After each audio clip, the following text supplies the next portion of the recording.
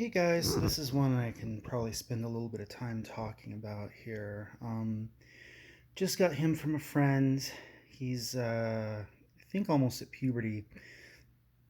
She showed me a picture, and he had a little plug of stuff on his chest, like right there.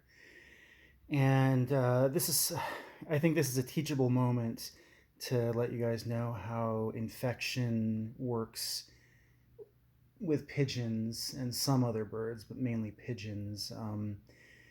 Stuff like cat claws and whatnot, that can go septic and that'll kill them very fast. But when you talk about open wounds and stuff getting into them, their blood does this fantastic thing where it congeals around the wound and the stuff to kind of block it off and seal the wound up real fast, but also uh, if infection forms, the blood congeals really quickly around the infection and it keeps it from spreading into the blood. So, open wounds, as long as there's no cat stuff, kind of have a hard time. They have a lot of trouble going septic in pigeons, which saves their lives, but the chunk of stuff will keep building up, and usually it builds up under the skin. So, sometimes an open wound will just be a little bit of built up stuff and just a plug that you can remove with tweezers. Um, but if you don't treat it right away and pull it out and somehow stitch the wound closed, if it needs that and it keeps building up, it will just keep going and going and going until you pull the stuff out and you start giving them antibiotics to take care of the infection. So their bodies slow it up, and it does save their lives, but it does need treatment.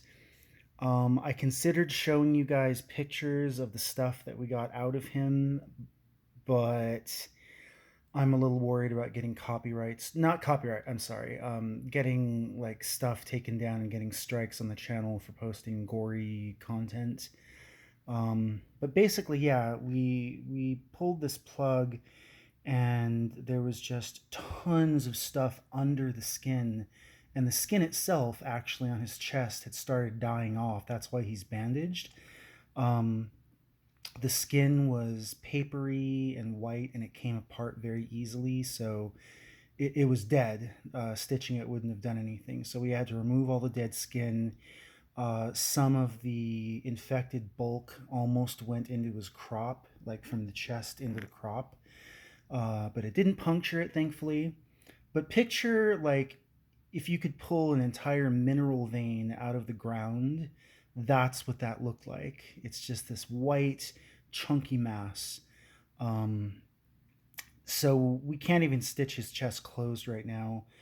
My wife thinks that uh, he's savable. We're gonna have to change his bandage every day. Um, and I mean, he's otherwise healthy, but his chest is probably never going to be the same. It'll probably scab over. There'll probably be some scar tissue that'll form over it to keep the blood in, but I don't think he'll have feathers there ever again. Also, as you can see, he's got a broken right wing, so even if it wasn't for the chest wound, basically, either of these things would make him not releasable. If he could fly, but his chest was the way it was, he would not be releasable because that would be a giant vulnerability. If his chest was fine, but he had the broken wing, he wouldn't be releasable. So he's going to be with us for a while. We started him on antibiotics. uh, we're going to change his bandages every night, and just check the progress and make sure, partially just to keep him fresh, but also to check the progress of his healing. But yeah, he doesn't like the bandages. They feel funny. Well, also he wants to preen. He wasn't preening. We had him here for a few hours before we had time to check him. Um, I thought it was just a simple plug to pull out, and he was just kind of standing stock still. But after we got all that crap out of him, he seems to feel a bit better.